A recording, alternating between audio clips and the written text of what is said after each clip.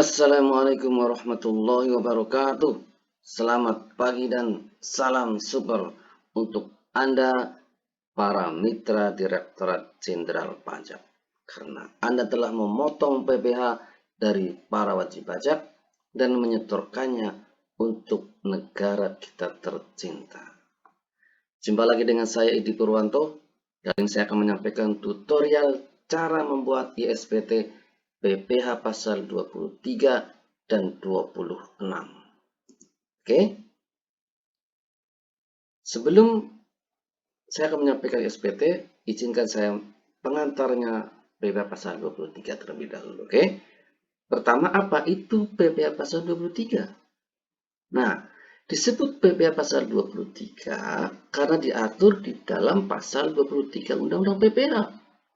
Demikian juga dengan PPh pasal 26 diatur di pasal 26 Undang-Undang PPh. Dikenakan atas apa PPh pasal 23? Dikenakan atas imbalan berupa bunga, diskonto, royalti, hadiah, penghargaan, sewa atau penghasilan atas penggunaan harta otomatis selain objek PPh final, dan imbalan jasa selain objek PPh pasal 21. Kemudian, sifatnya positif list untuk instansi pemerintah berdasarkan PMK 231, PMK 231, semua imbalan jasa yang dibebankan pada APBN, APBD, atau APB desa. Kemudian, pembayaran ditujukan kepada wajib pajak dalam negeri atau PUT. Oke. Bedanya dengan PPh pasal 21 atau 22 apa? Misalnya kita punya belanja kita ada dua, barang dan jasa. Ketika belanja barang, maka kemungkinan terutang PPh pasal 22. Kenapa kemungkinan? Karena bisa jadi ada yang tidak terutang. Contohnya, instansi pemerintah belanja barang di bawah 2 juta atau 2 juta ke bawah, maka tidak terutang PPh pasal 22. Kemudian ketika kita belanja jasa, siapa lawan transaksi kita? Orang pribadi atau badan? Ketika lawan transaksi kita orang pribadi, maka kemungkinan terutang PPh pasal 21. Ketika lawan transaksinya adalah badan, maka terutang PPh pasal 23. Jadi, PPh pasal 23 merupakan belanja jasa yang lawan transaksinya adalah badan. Oke. Berikutnya adalah apa bedanya PPh pasal 23 dan 26. Ketika ada objek PPh pasal 23 atau 26, maka siapa lawan transaksi kita? Wajib pajak luar negeri atau dalam negeri. Ketika lawan transaksinya adalah wajib pajak luar negeri, maka terutang PPh pasal 26. Apabila lawan transaksi kita adalah wajib pajak dalam negeri, maka terutang PPh pasal 23. Oke. Berapa tarif PPh pasal 23? Tarifnya ada dua kelompok, 15% dan 2%. 15% dikenakan atas penghasilan berupa bunga, diskonto, royalti, hadiah, atau penghargaan. Sedangkan 2% dikenakan atas sewa atau penghasilan atas penggunaan harta atau imbalan jasa. Apabila tidak ada NPWP, maka dinaikkan 100%. Oke. Berapa yang diserahkan ke penyedia jasa? Jadi asumsinya ada dua pihak, pemakai jasa dan penyedia jasa. Penyedia jasa menyerahkan jasa, pemakai jasa membayar imbalan atas jasa yang dipakai setelah dipotong PPh pasal 23 sebesar 15% atau 2% tergantung tarifnya. Jika harga jasa sudah termasuk PPN, maka PPh pasal 23 sama dengan 2% kali 100 per 110 kali harga. Apabila invoice tidak dirinci antara jasa dan barangnya, maka DPP-nya adalah seluruh nilai transaksi. Oke. Kemudian, berapa tarif PPh pasal 26? Tarifnya pada dasarnya adalah 20% berdasarkan Undang-Undang Domestik. Apabila ada transaksi dengan negara yang sudah melakukan P3B, tax treaty, maka tarifnya disesuaikan dengan tarif dalam P3B. Jadi, untuk wajib pajak luar negeri, tarif dasarnya 20%. Jika dapat menunjukkan SKD, surat keterangan domisili, maka tarifnya disesuaikan dengan P3B negaranya dengan RI. Oke. Kemudian berapa yang diserahkan ke penyedia jasa luar negeri? Seperti tadi dengan pasal 23, ada penyedia jasa, ada penyedia jasa, ada pemakai jasa. Penyedia jasa menyerahkan jasa, pemakai jasa membayar imbalan atas jasa setelah dipotong PPh pasal 26 sebesar 20% atau tarif P3B. Jika tidak ada SKD surat keterangan domisili, maka tarifnya 20%. Oke. Nah, sekarang kita ke ISPT. Kapan kita harus memakai ISPT? Wajib ISPT manakala menerbitkan lebih dari 20 bukti pemotongan PPh pasal 23 dan atau pasal 26 dalam satu masa pajak. Artinya bisa PPh pasal 23 saja, pasal 26 saja, atau dua-duanya. Dengan catatan lebih dari 20 bukti potong dalam satu masa pajak. Kedua, jumlah penghasilan bruto yang menjadi dasar pengenaan PPh lebih dari 100 juta dalam satu bukti pemotongan. Oke. Ketiga, sebelumnya pernah menyampaikan ISPT, maka berikutnya harus memakai ISPT. Oke. Kita langsung ke caranya. Bagaimana cara kita membuat ISPT? Nah, pertama adalah masuk ke ISPT PPh pasal 23. Kemudian masuk aplikasi dengan username administrator dan passwordnya 123. Kemudian edit profile di utility. Di utility sebelah yang ke titik 4 ini, menu keempat, ada utility, edit profile kita. Kalau sudah oke, berarti lanjut ke berikutnya. Buka SPT di program. Yang menu yang pertama, ada dua pilihan, buat SPT baru atau buka SPT yang ada. Menu berikutnya adalah isi SPT di SPT PPh. Menu yang kedua, di situ ada beberapa submenu, bukti potong 23, bukti potong 26, daftar bukti potong, daftar SSP, dan SPT. Dan setelah itu kita cetak SPT dan buat file CSV di SPT Tools di menu yang ketiga. Setelah itu selesai. Oke, sudah siap, kita mulai saja. Pertama, kita buka ISPT kita. Kalau saya menyimpan di OIC, ada program files x86, ada DCP, ada ISPT PPh 2326. Dan klik di SPT PPh masa 23. Klik di situ. Kemudian, kita akan masuk ke Connect to Database. Silakan klik di DB PPh 23. Kemudian klik OK. Kemudian, kita di halaman login, username-nya adalah administrator, passwordnya 123. Klik OK.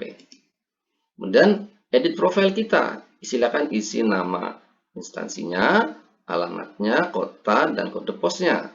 Kemudian nomor teleponnya, KPP-nya otomatis muncul sendiri, alamat emailnya silakan ditulis di situ. Kemudian penandatangan SPT siapa, namanya, dan NPWP-nya ditulis di situ.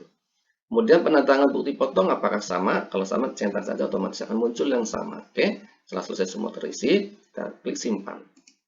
Kemudian akan muncul notifikasi data berhasil disimpan. Klik OK saja. Oke. Langkah berikutnya setelah kita edit profil adalah klik program membuka atau membuat SPT. Oke, kita buat SPT baru. Oke, karena kita baru membuat, klik di sini. Kemudian ada pilihan masa pajak, klik bulan yang kita mau, misalkan Juni 2020, setelah itu buat. Nah, ini SPT PPh untuk masa 6 2020 berhasil dibuat, klik OK saja. Nah, berikutnya setelah dibuat adalah isi SPT-nya, klik di SPT PPh. Kita pilih mana yang akan dilakukan. Ada buat bukti potong 23, bukti potong 26, daftar bukti potong, daftar SSP atau SPT. Kita awal-awalnya kita buat bukti potong, ya, klik sini. Nah, inilah tampilan halaman buat bukti potong pasal 23. Kalau kita sudah punya database, cukup klik tabel NWP, kita akan muncul pilihannya. Tinggal memilih database kita. Kalau belum, kita input data, klik di NWP, akan muncul tampilan kotak kecil, input data wajib pajak. Silakan input di situ. Setelah selesai diinput, kita klik OK. Kemudian akan sendiri muncul ini. Misalkan kita NPWP-nya kosong ya, tapi dengan kode KPP 305 misalkan. Maka akan muncul di sini, kita isi di sini jumlah penghasilan brutonya. Kalau tidak ada NPWP maka akan muncul 1, kenaikan 100%, kemudian tarifnya otomatis 2%, akan kemudian PP yang dipotong akan muncul dengan sendirinya. Kemudian kalau sudah selesai kita bagian bawah, kita cari simpan. Oke, simpan. Apakah data tersebut akan disimpan? Ya saja. Oke, data berhasil simpan. Oke. Nah, kalau kita akan menginput data baru, silakan seperti tadi. Ulangi lagi. Nah, kalau sudah tidak ada, kita klik tutup. Nah, kemudian setelah itu kita input bukti potong pasal 26. Nah, pasal 26 ada dua tarif, 20 atau P3B.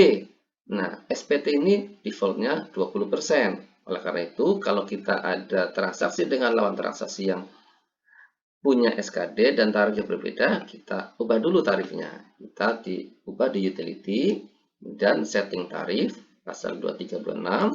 Nah, ini kita pilih ubah kemudian pasal 26. Kemudian tarifnya kita sesuaikan dari yang 20 menjadi 15. Setelah oke, kita simpan.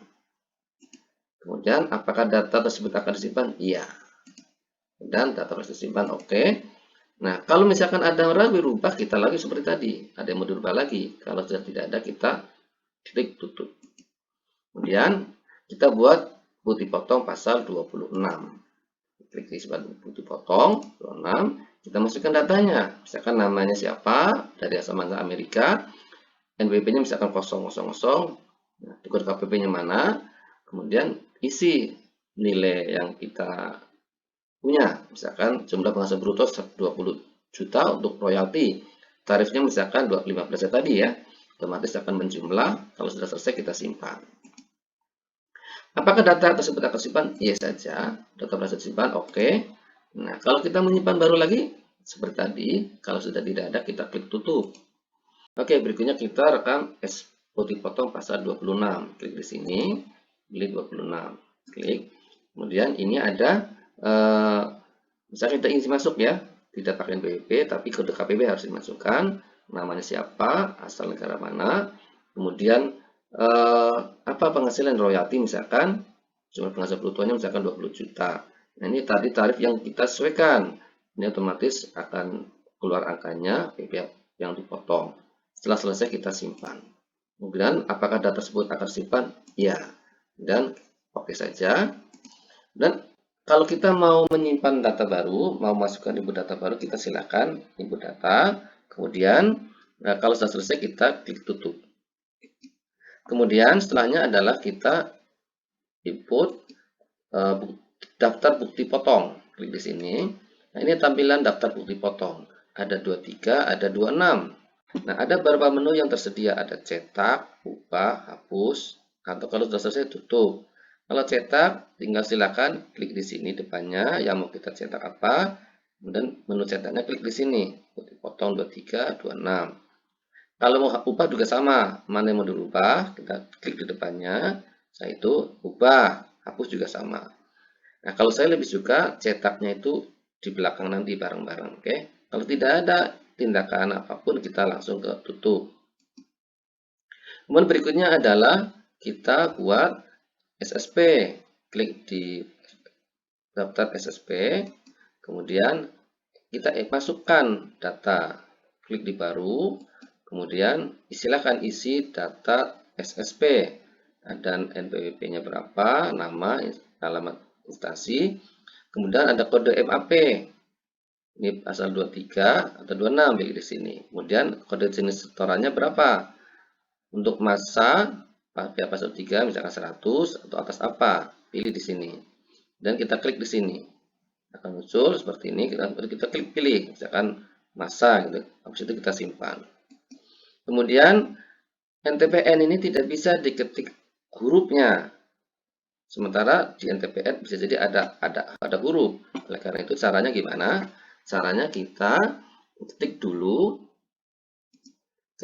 di Excel misalkan atau Word angkanya kombinasi tersebut, kemudian klik di number, kemudian pilih di teks. Nah, setelah teks oke. Kemudian kan ada muncul nih setelah ditekskan, kemudian kita copy paste, kemudian masukkan ke ISPT kita. Klik di sini copy paste di sini, kemudian jumlahnya berapa, 4 juta misalkan, tanggal stop berapa, setelah selesai kita simpan. Kemudian apakah akan daftar baru, iya atau tidak. Kalau iya berarti klik yes, kalau tidak berarti klik no, oke. Nah, setelah selesai kita keluar. Nah, ini sudah dibayar PP pasal 23. Nah, kita klik tutup. Kemudian kita masuk ke SPT pasal 2326 sini. Nah, ini ada tampilan SPT-nya untuk pasal 23 100 juta dengan PPh 4 juta. Ya, kita tutup. Kemudian berikutnya adalah menu cetak SPT kita. Cetak, klik cetak. Nah, kita akan muncul nih. Pertama kita munculin masanya, masa Juni ya, 6. Kemudian akan muncul seluruh yang masa Juni, misalkan putih potong 23, 26, kemudian SPT induk dan daftar putih pemotongan. Silakan klik di sini semua, cetak. Sehingga akan muncul tampilan nih, putih potong pasal 23, kemudian putih pasal 26, kemudian daftar putih potong, dan ini ada SPT induk. Ada bagian atas adalah 23, kemudian bagian bawah adalah 26. Oke. Setelah itu tanda tangan silahkan. Kemudian setelah selesai kita tutup. Nah, berikutnya kita buat file CSV. Klik di SPT Tool, kemudian lapor data SPT ke KPP. Nah, kemudian klik masa di sini. Masanya apa? Masa Juni tahun berapa? Kemudian akan muncul ini masa Juni 2020. Kemudian kita taruh CSV file ini di mana? Saya naruhnya di SPT pihak pasal 23 Juni 2020. Silakan teman-teman salin di mana terserah. Ini akan sendirinya muncul PWA dan terutang, SPT telah dibayar, dan jumlah PPK atau apa. Dan setelah selesai, create file. Create file sini. Kemudian data telah disimpan dalam bentuk CSV format. Oke. Kemudian setelah selesai kita klik OK keluar. Nah, selesai. Oke, terima kasih. Semoga bermanfaat. Wassalamualaikum warahmatullahi wabarakatuh.